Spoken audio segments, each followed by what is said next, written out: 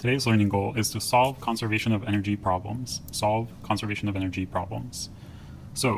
today we're going to be looking at an example of a conservation of energy problem. Conservation of energy tells us that energy for a closed system, the total energy for a closed system is going to remain constant in time. So the total energy of a system at the beginning of the problem is going to be equal to the total energy of the system at the end of the problem. Let's imagine something like this. So we've got, let's say, here's a tennis ball, and the tennis ball at first is moving with a speed of 25 meters per second.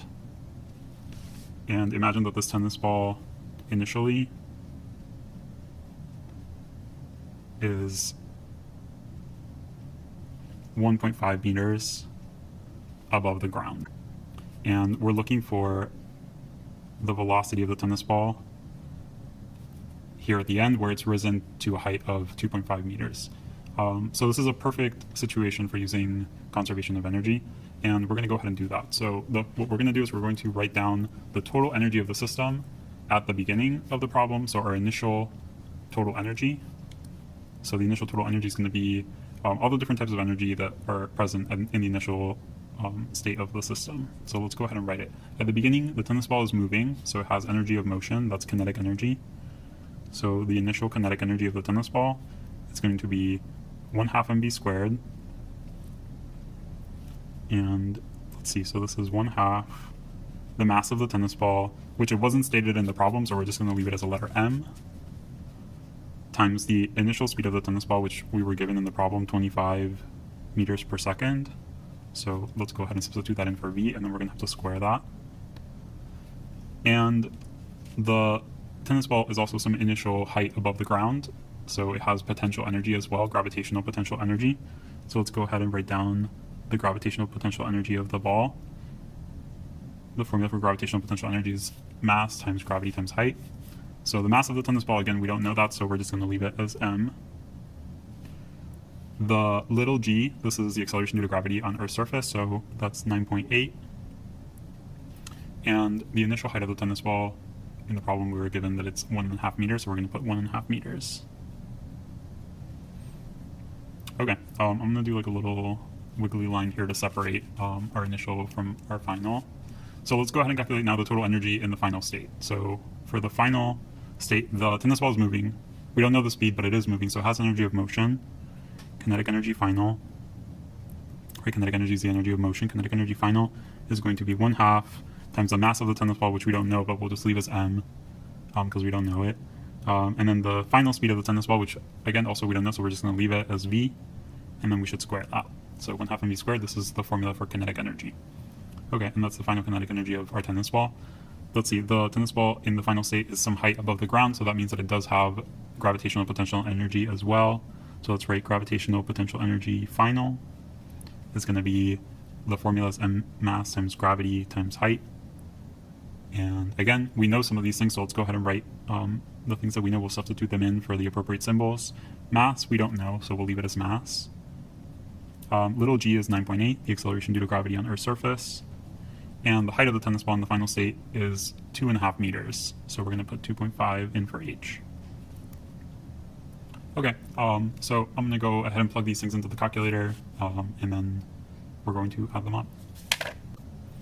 Okay, so I paused for a second to multiply these things, right? The 9.8 times the 1.5 and got 14.7. The 25 times 25 times 1/2 to get 312.5. And then I also multiplied 9.8 times 2.5 to get 24.5. So that was just like a little bit of like calculator action. Okay, but now conservation of energy, where we're going to try to apply this formula up here. So we need to find out the total energy at the beginning of the problem. So I've already written down my kinetic and potential energy for the beginning of the problem, and I have to add those together to find the total. So the total is going to be the kinetic energy plus the potential energy initial. So I'm going to write that down. Mass, which I don't know, times 312.5 plus mass times 14.7. Right, so this is the kinetic energy initial and the gravitational potential initial that I just found up here. I'm going to add those two together. I'm going to do the same for the final energies. So I've got kinetic energy 1/2 mv squared That's as much as I can simplify that. And I've got the potential energy mass times 24.5. Okay, and so I've got my initial energy total, my final energy total, and conservation of energy says I should be able to set these two things equal to each other. So I'm going to put an equal sign here in between these. And now it turns into an algebra problem. So now I can just solve for the thing that I'm looking for, which I'm looking for v, the final speed. Okay, so let's do it. I've got mass in every term. Notice, right, there's mass here, mass here, mass here, mass here. What I'm going to do is I'm going to divide by mass on both sides, and those masses should cancel out. So whatever I do to one side of the formula, I have to do to the other side of the formula, as long as I do the same operation to both sides. I'm not breaking any rules. So I'm going to divide this by mass, divide this by mass, and then I have to do the same thing to the other side, divide by mass, and I find that my masses cancel in every term. Okay, so I've got one less variable to worry about. So I've got 312.5 plus 14.7 equals 1/2 v squared plus 24.5. Okay, now I'm trying to solve for v, right? I'm trying to solve for the speed. So I'm going to group the constant terms. So I'll bring this 24.5 over to the other side of the equation by subtracting both sides by subtracting both sides by 24.5. So minus 24.5 minus 24.5. So over here, I'll just go ahead and put all these into the calculator. 312.5 plus 14.7 minus 24.5. Okay, and these come out to 302.7 equals 1/2 v squared. 24.5 minus 24.5 is 0, so these go away. Okay, let's see what else. We're trying to solve for v, right? So right now I have a half multiplying times this v. So I'm going to try to move the half over to the other side by dividing both sides by half, or I could also multiply both sides by 2, because 2 times a half is 1. So that'll work. So either multiply both sides by 2 or divide both sides by a half. Let's go ahead and do it.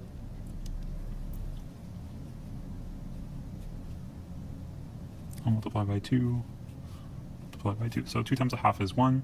So over here on this side I've got 1 times v squared, and then 2 times 302.7 gives me 605.4.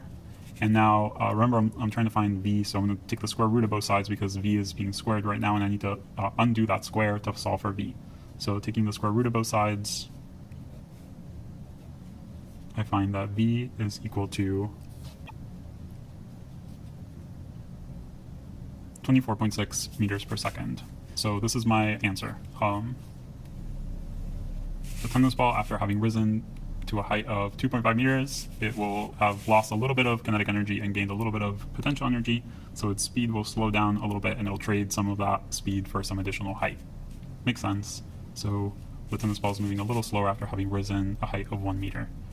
All right, great job everybody.